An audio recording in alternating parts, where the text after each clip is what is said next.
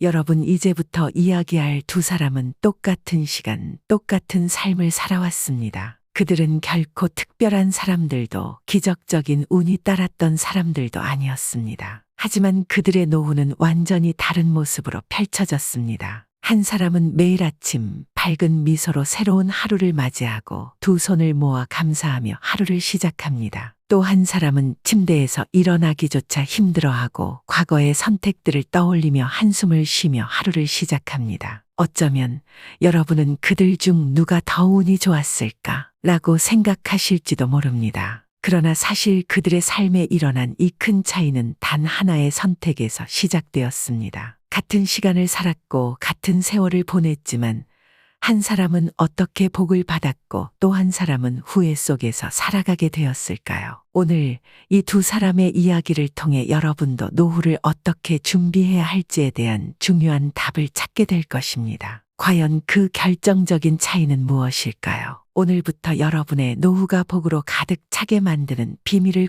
공개하겠습니다. 첫 번째, 건강 노후의 가장 큰 재산. 자, 이제 첫 번째 이야기를 시작해 볼까요? 두 사람의 노후가 이렇게 달라진 첫 번째 이유는 바로 건강입니다. 건강, 여러분도 잘 아시죠? 아무리 돈이 많고 사회적인 지위가 높아도 건강이 따라주지 않으면 결국 그 모든 것은 무용지물이 될 수밖에 없다는 걸 말입니다. 복을 받는 사람은 젊을 때부터 작은 습관들을 소중히 여깁니다. 이 사람은 매일 아침 30분씩 산책을 하며 점심 후에는 15분간 스트레칭을 하고 자주 물을 마시며 몸을 리프레시합니다. 그는 음식을 선택할 때마다 균형 잡힌 식사를 고민하고 잠자리에 들기 전에는 책을 읽으며 마음의 평화를 찾습니다. 그리고 건강검진은 놓치지 않죠. 정기적인 건강검진을 통해 몸 상태를 체크하고 필요한 예방 조치를 취합니다. 이 사람에게는 오늘을 살지만 내일을 준비하는 마음가짐이 있습니다. 그런데 후회하는 사람은 어때요? 처음에는 나중에 하며 건강을 소홀히 했습니다. 술자리는 끊지 않았고 운동은 멀리 했으며 스트레스는 쌓이고 병원에 가는 건 귀찮은 일이라 미뤄두었죠. 시간이 지나면서 작은 증상이 나타나기 시작했지만 그때는 이미 늦었습니다. 당뇨와 고혈압 그리고 만성 질환들이 그를 괴롭히고 병원비는 계속해서 쌓여만 갑니다. 건강을 잘 관리하는 사람. 이순자 씨 인터뷰. 순자 씨, 72세에도 활기찬 삶을 사시는 비결이 무엇인가요? 아침마다 산책하시고 규칙적인 운동도 하신다고 들었어요. 네, 저는 매일 아침 30분씩 산책을 하면서 하루를 시작해요. 건강이 가장 중요한 자산이라는 걸 젊었을 때부터 깨달았어요. 물론 그때는 운동하기 귀찮을 때도 있었고 일상에 치여서 자주 못할 때도 있었죠. 그런데 어느 날 몸이 힘들다는 걸 느끼고 그럼 나중에 건강을 챙길 수 있을까? 하는 생각이 들었어요. 그때부터 조금씩 변하기 시작했죠. 이제는 운동이 생활의 일부분이에요. 건강을 관리하시면서 특별히 주의하시는 점이 있나요? 식습관이 가장 중요하다고 생각해요. 건강한 음식을 고르고 매일 물을 충분히 마셔야 해요. 과식을 피하고 적당히 쉬면서 스트레스를 관리하려고 노력하죠. 건강이 있으면 여행도 갈 수 있고 친구들과의 만남도 즐길 수 있으니까요. 김순자 씨는 노후에도 건강을 꾸준히 관리하며 즐겁고 활동적인 삶을 살고 있습니다. 작은 습관들이 모여 큰 변화를 만든다고 말하죠. 후회하는 사람, 박철수 씨 인터뷰. 철수 씨, 건강을 돌보지 않으셨던 젊은 시절에 대해 이야기해 주실 수 있나요? 젊었을 때는 건강이 당연한 줄 알았죠. 술도 많이 마셨고 운동은 전혀 하지 않았어요. 스트레스를 풀려면 술자리나 먹는 걸로 풀었죠. 그때는 아무 생각 없이 그렇게 살아갔어요. 그런데 어느 날 병원에 갔더니 당뇨와 고혈압 진단을 받았어요. 그때부터는 약을 먹고 병원에 자주 가야 하니까 몸도 마음도 많이 지쳐요. 현재 어떤 어려움을 겪고 계신가요? 지금은 무릎도 아프고 걸을 때마다 통증이 있어요. 몸이 예전처럼 움직이지 않아서 불편하고 병원비도 점점 늘어나니까 경제적인 부담도 커요. 제일 큰 후회는 운동을 하나도 안 했다는 거예요. 그때 조금만 더 신경 썼더라면 이렇게 고생하지 않았을 텐데요. 박철수 씨는 건강을 관리하지 않았던 젊은 시절로 인해 현재 많은 어려움을 겪고 있습니다. 그는 건강이 얼마나 중요한 자산인지 이제야 실감하고 있지만 이미 늦은 후회만 남았다고 말하죠. 복 받는 사람은 건강은 평생 자산이라는 생각으로 매일매일을 관리합니다. 오늘을 즐기면서도 내일을 위한 준비를 잊지 않는 것이죠. 반면 후회하는 사람은 그제서야 건강이 재산이라는 말을 실감하며 그때부터 아무리 건강을 돌보려 해도 이미 기회는 지나가 버린 것입니다. 2장, 돈 관리, 노후의 여유를 결정하는 요소. 다음으로 두 사람의 노후를 갈라놓은 두 번째 이유는 바로 돈 관리입니다. 돈이 있으면 어느 정도 노후의 편안한 삶을 누릴 수 있다고 생각할 수 있지만 돈을 어떻게 관리하느냐에 따라 그 결과는 완전히 달라집니다. 복 받는 사람은 젊을 때부터 돈을 어떻게 사용할지에 대해 신중한 선택을 합니다. 그는 먼저 저축을 시작하고 투자에 대해 공부하며 월급의 일부를 꾸준히 적금이나 펀드에 넣습니다. 그는 소비를 줄이는 것이 아니라 필요한 소비만 하고 낭비를 줄여 노후 자금을 쌓아갑니다. 돈을 단순히 버는 것이 아니라 관리하고 불리기 위한 계획을 세웁니다. 그 덕분에 은퇴 후에도 여유롭게 여행을 즐기고 취미 생활을 하며 경제적인 부담 없이 살아갑니다. 반면 후회하는 사람은 돈에 대해 무계획적이었습니다. 나중에 돈 벌면 되겠지 하는 마음으로 소비를 이어갔고 대출을 받아서 생활비를 채우기도 했습니다. 월급을 받자마자 그만큼 소비하고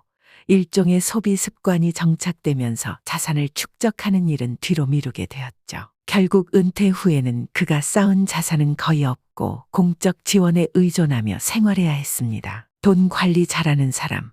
최정훈 씨 인터뷰. 정훈 씨, 70세의 나이에도 여유로운 노후를 보내고 계신다고 들었어요. 그 비결이 무엇인가요? 저는 젊을 때부터 작은 액수라도 꾸준히 저축하자는 생각을 가지고 있었어요.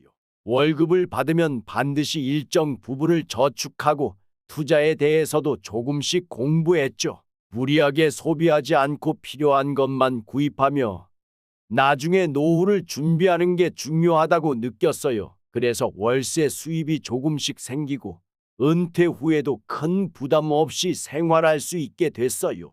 혹시 돈을 관리하시면서 가장 중요한 원칙이 있었나요? 정확히 말씀드리자면 내일을 위해 오늘을 아껴라는 원칙이었어요.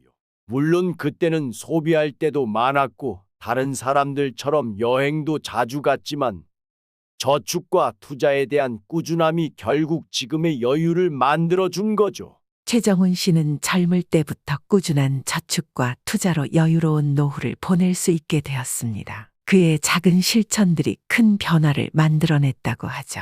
후회하는 사람, 김정국 씨 인터뷰. 정국 씨, 돈 관리에 있어서 어떤 점에서 어려움을 겪으셨나요? 젊었을 때는 돈 벌면 또 쓰면 되겠지라는 마음으로 무계획하게 소비했어요. 그때는 대출을 받아서 생활비를 채우기도 했고 돈이 생기면 금방 썼죠. 그래서 자산을 축적하는 생각을 하지 않았어요. 결국 은퇴 후에는 자산이 없고 정부 지원에 의존하게 되었습니다. 현재 노후 자금을 관리하지 않았던 것을 후회하고 계신가요? 후회가 많죠. 지금은 대출 갚느라 힘들고 생활비를 아껴도 여유가 없어요. 젊었을 때 조금만 더 신경 썼다면 이런 상황은 피할 수 있었을 텐데요. 그때 그저 소비를 즐겼던 게 지금의 큰 부담이 되었습니다. 김정국 씨는 돈에 대해 무계획적으로 소비하며 노후 자금이 부족해졌습니다. 그는 이제야 돈 관리의 중요성을 깨닫지만 이미 늦은 후회만 남았다고 말하죠. 돈을 제대로 관리하는 것이 얼마나 중요한지 복을 받는 사람은 이미 실천하고 있는 것입니다. 오늘의 소비가 내일을 만든다는 교훈을 깨닫고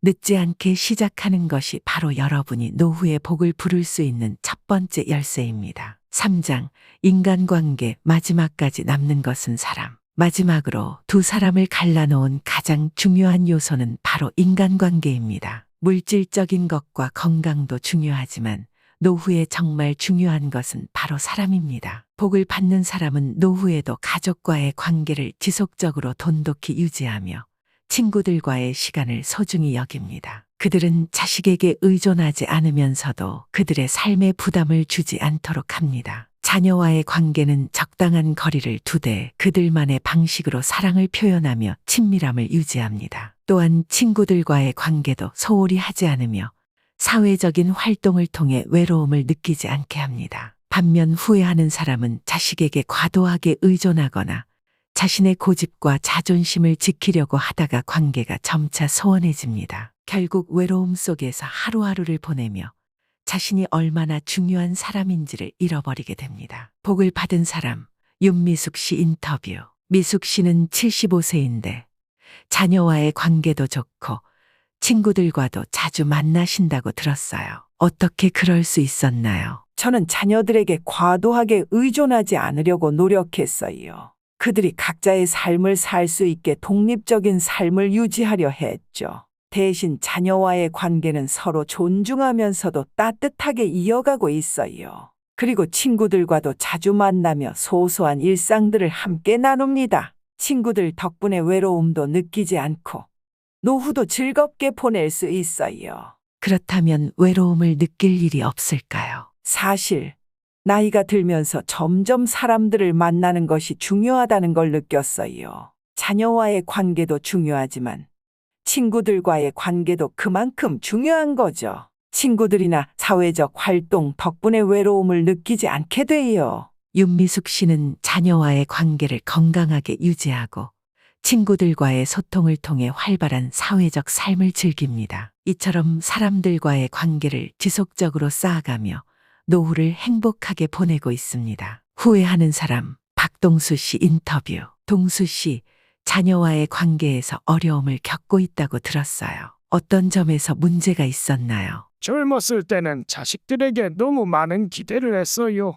나이가 들어서도 그들에게 의존하려 했고 그들이 뭔가 해주지 않으면 서운한 마음이 컸죠. 결국 그런 마음이 자녀와의 관계를 소원하게 만들었고 지금은 외로움이 가장 큰 문제입니다. 그럼 외로움을 어떻게 극복하고 계신가요? 솔직히 말하면 외로움을 극복하는 게 쉽지 않아요. 친구들도 별로 없고 사회적인 활동도 거의 없었어요. 그저 자녀가 나를 돌봐주기를 바랐던 것 같아요. 하지만 지금은 그런 기대도 다 헛된 것 같고 스스로 무엇을 해야 할지 몰라서 많이 힘듭니다. 박동수 씨는 자녀에게 의존하는 마음이 커졌고 그로 인해 자녀와의 관계가 점점 멀어졌습니다. 지금은 외로움과 함께 하루하루를 보내고 있습니다. 결국 복을 받는 사람들은 사람들과의 관계를 소중히 여기고 그 관계 속에서 행복을 찾아갑니다. 사람은 노후에도 가장 중요한 자산입니다. 관계를 유지하고 나누며 삶의 즐거움을 더해가는 것이 바로 복을 받는 길입니다. 4장, 마음의 여유, 스트레스 관리와 긍정적인 태도. 4번째로, 노후에 복을 받는 사람과 후회하는 사람의 차이는 바로 마음의 여유와 스트레스 관리입니다. 노후에 들어서면 우리는 더욱 많은 시간을 혼자 보내거나 과거의 일들에 대해 생각하게 되는데 이때 마음의 평화와 여유가 중요한 역할을 합니다. 복을 받는 사람은 일상에서 스트레스가 쌓이지 않도록 자신만의 방법으로 마음을 다스립니다. 그는 매일 조금씩 명상하거나 가벼운 운동을 통해 몸과 마음을 편안하게 만들고 주기적으로 자신을 돌아보며 감정의 균형을 유지합니다. 어려운 상황이 와도 그들은 이를 긍정적으로 받아들이고 해결하려는 자세를 가집니다. 인생의 어려움은 항상 있지만 그것을 어떻게 받아들이느냐가 중요하다는 생각을 가지고 있죠. 반면 후회하는 사람은 작은 일에도 스트레스를 많이 받으며 과거의 아픔에 너무 얽매입니다. 그는 자신의 감정을 표현하지 못하고 마음속에 불만이나 미움을 쌓아두고 살아가며 이로 인해 점차 우울하거나 불안감을 느낍니다. 나이가 들어서도 과거의 선택에 대한 후회를 반복하며 스트레스가 쌓여 몸과 마음이 더욱 지쳐갑니다. 복을 받은 사람, 김정욱 씨 인터뷰. 정욱 씨는 매일 명상을 하고 산책을 자주 하신다고 들었어요. 어떻게 그런 습관을 유지할 수 있었나요? 저는 매일 아침 10분씩 명상을 해요. 처음에는 조금 힘들었지만 마음이 차분해지니까 하루가 달라지는 걸 느꼈어요. 그리고 스트레스를 받을 때마다 잠시 산책을 하며 머리를 식히죠. 이렇게 자주 쉬면서 마음을 다스리는 게 정말 중요하다고 생각해요. 나이가 들수록 더욱 그렇게 해야 한다는 걸 깨달았어요. 그렇다면 어려운 상황에 처했을 때도 이런 방법들이 도움이 되나요? 네, 어려운 일이 있어도 마음을 다스리면 해결 방법을 찾을 수 있어요. 마음의 여유가 있어야 내가 겪고 있는 문제를 객관적으로 볼 수 있거든요. 물론 어려움이 없는 건 아니지만 그걸 어떻게 받아들이냐가 중요하죠. 김정욱 씨는 명상과 산책을 통해 마음을 다스리며 어려운 상황을 긍정적으로 받아들이는 자세를 가지고 있습니다. 이처럼 마음의 여유를 가지려는 노력이 그의 노후를 더욱 평화롭고 행복하게 만들고 있습니다. 후회하는 사람, 이광섭 씨 인터뷰. 광섭 씨 과거의 일들에 대해 많이 생각하고 계신다고 들었어요. 스트레스 관리에 어려움이 있으신가요? 네, 사실 저는 자주 과거의 실수나 실패를 떠올리게 돼요. 그때는 좀 더 다른 선택을 할 수 있었던 건 아닌지 계속 생각하게 되죠. 그런 생각들이 계속 마음을 무겁게 하고 스트레스를 많이 받게 돼요. 그래서 가족들과도 종종 다툼이 생기고 마음이 더욱 복잡해져요. 그럼 어떻게 스트레스를 관리하려고 노력하고 계시나요? 솔직히 말해서 그렇게 스트레스를 풀기가 쉽지 않아요. 다른 사람들과 소통하려 해도 자꾸 마음이 무겁고 과거에 얽매이게 돼요. 그래서 자주 불안하고 우울해지죠. 이광섭 씨는 과거의 실패를 떠올리며 자주 스트레스를 받습니다. 이로 인해 가족과의 관계도 자주 어긋나고 마음속에 불만이나 미움이 쌓여가고 있습니다. 결국 그는 스트레스를 제대로 관리하지 못하고 우울한 상태에서 하루하루를 보내고 있습니다. 마음의 여유와 스트레스 관리가 얼마나 중요한지 복을 받는 사람은 그 중요성을 알고 생활 속에서 실천합니다. 마음을 다스리는 것만으로도 삶의 질은 크게 달라질 수 있습니다. 5장, 삶의 목적, 나만의 의미 있는 활동 찾기. 마지막으로 복을 받는 사람과 후회하는 사람의 차이는 삶의 목적을 어떻게 찾느냐에 있습니다. 많은 사람들이 은퇴 후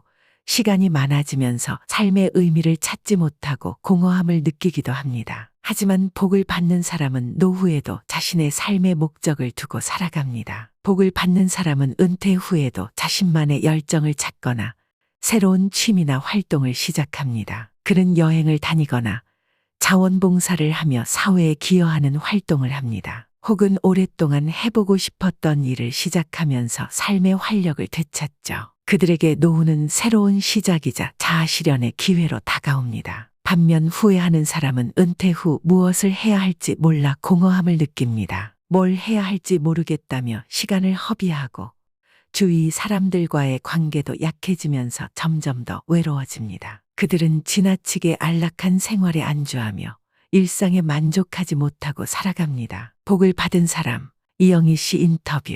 영희 씨, 은퇴 후에 취미로 그림을 배우기 시작했다고 들었어요. 그 경험이 어떻게 영희 씨의 삶의 변화를 가져왔나요? 맞아요. 은퇴 후 처음엔 어떻게 시간을 보내야 할지 몰랐어요. 그때 친구가 그림 수업을 추천해 주었고 처음엔 조금 망설였지만 해보니 너무 재미있었어요. 지금은 지역 전시회에도 참여하고 그림을 그리면서 만나는 사람들과 소통하는 게 정말 즐겁습니다. 또 자원봉사도 하고 있어요. 이 모든 것이 제 삶을 더 의미 있게 만들어 주었죠. 그럼 노후의 삶의 목적을 찾는 것이 영희 씨에게 어떤 영향을 미쳤나요? 노후에는 자아실현이 정말 중요하다는 걸 느꼈어요. 그림을 그리고 사람들과 교류하며 느끼는 행복이 제게 큰 힘이 됩니다. 은퇴 후에도 새로운 도전을 하면서 매일매일이 더 즐겁고 의미 있게 느껴져요. 이영희 씨는 은퇴 후 그림을 배우고 자원봉사를 통해 사회와 교류하며 삶의 활력을 찾았습니다. 그녀에게 노후는 새로운 기회를 의미하며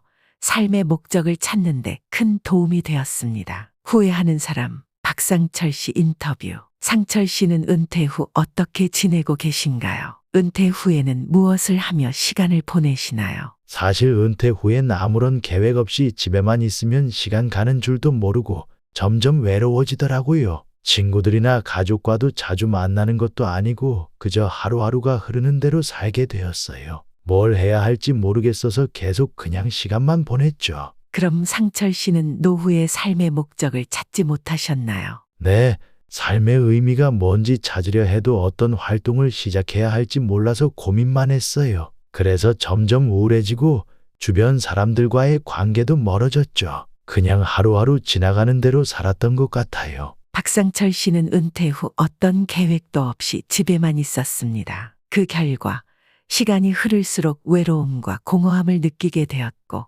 주변 사람들과의 관계도 점차 소원해졌습니다. 그는 삶의 목적을 찾지 못해 노후의 의미를 잃어버렸습니다. 삶의 목적을 찾는 것은 노후의 행복을 결정짓는 중요한 요소입니다. 나는 무엇을 하고 싶을까? 라는 질문을 던지고 그에 맞는 활동을 찾아 나가는 것이 바로 복을 받는 사람들의 비결입니다. 오늘 여러분에게 전해드린 5가지 이야기.